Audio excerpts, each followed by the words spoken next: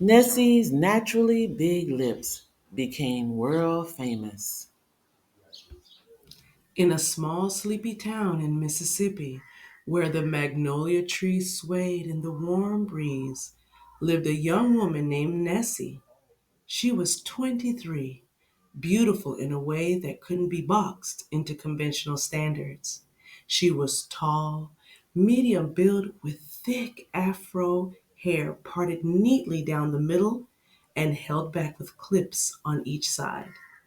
Her face lit up with one dimple on each cheek whenever she smiled.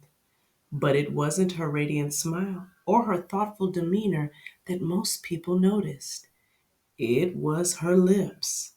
Her top lip was a rich brown, her bottom lip a soft pink, and together they were undeniably big. Growing up, Nessie's lips were the butt of countless jokes. From kids yelling, "Come cool my coffee with those lips," to family members casually. The sting of their words would follow her to bed, but she never let the tears fall in front of her bullies. In her heart, she knew her lips were part of her, but the constant ridicule made her feel like they were the flaw she couldn't escape. When Nessie left for Morgan State University, the jokes stopped. On campus, her big lips were just another unique trait among the sea of individuals. For the first time, she felt a little freedom from the teasing that had followed her for so long. But the comfort of college didn't last forever. Semesters and summer breaks brought her back home where the old nicknames and side comments resumed, as if she'd never left. Everything changed the summer of 2019 when Nessie won a lottery for a biomedical engineering internship in Moscow, Russia. Her mother was skeptical. "Russia? Of all places. Have you not seen the news?" she asked, her voice tinged with worry. Nessie's reply was simple: "Hey, it's not home, Mama." And with that, she boarded a plane for an opportunity of a lifetime. One evening over takeout, she asked, "Do you all feel like people are staring at us?" Her roommates shook their head. "No, not really," said the Chinese girl. "Why?" "Because they're always staring at me," Nessie replied, frustration bubbling in her voice. Her roommates exchanged knowing smiles before the Cuban girl bursted out laughing. "Ay, chica, you don't know?" she teased. "Because they're always staring at me," Nessie replied. "Your lips," the Brazilian chimed in. "Russian women pay crazy money for lips like yours. They never look half as good. You're a hot commodity here, chica." Nessie's jaw dropped. "Wait, you mean people are staring because they like them?" "Absolutely," her Chinese roommate added. "You're walking around with what they wish they had." For the first time, Nessie saw her lips through a different lens. The remarks she'd grown up with started to lose their sting. Here, thousands of miles from home, her big lips weren't a punchline. They were admired. Within weeks, Nessie became the talk of campus. Love notes addressed to the lady with natural lips began to appear on their door. Her confidence grew. She started walking through Moscow with her head held high. "Huh, life is funny," she thought. "At home, I'm a joke, but here, I'm a queen." After finishing her degree, Nessie stayed in Russia for another year to work as a biomedical engineer. But her lips opened unexpected doors. A modeling scout spotted her and invited her to runway work. Before long, she was booking modeling gigs across Eastern Europe. Her big lips, once a source of ridicule, were now the most celebrated feature. But dating in Russia was another story.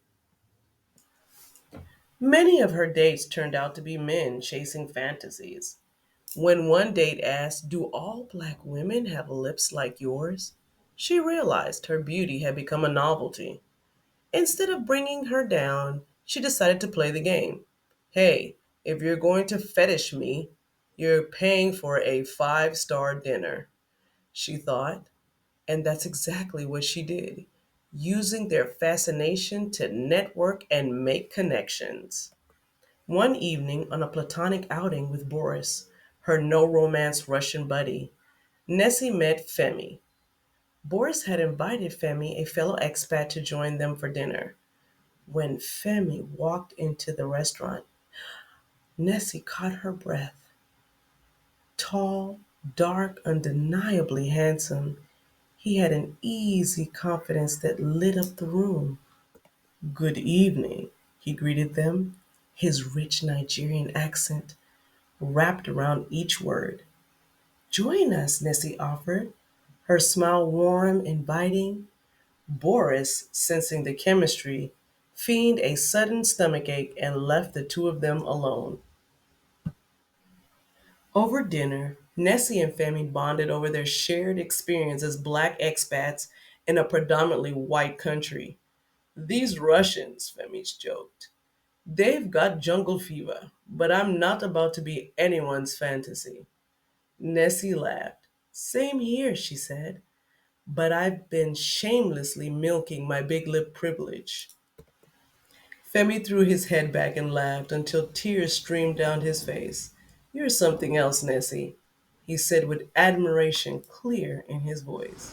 Their connection deepened over time, and soon Femi took Nessie to Nigeria to meet his family. In Lagos, Nessie saw women with lips as full as hers, each one stunning in her own way. For the first time, her lips didn't make her stand out, they made her belong. "Why me, Femi?" she asked one evening. "With all the beautiful women in Nigeria, why choose me?" Femi smiled. "Because you've embraced yourself.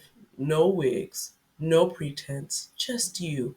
Plus, that peach cobbler you made sealed the deal."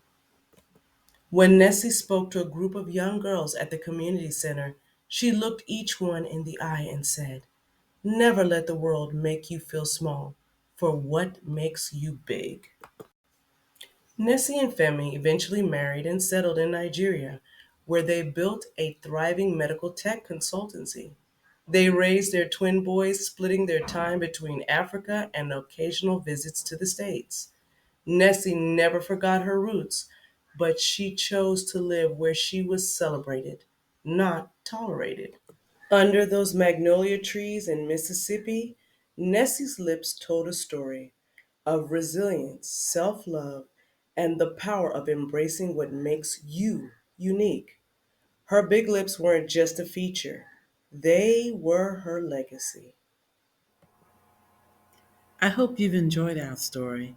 Don't forget to like, share, and subscribe.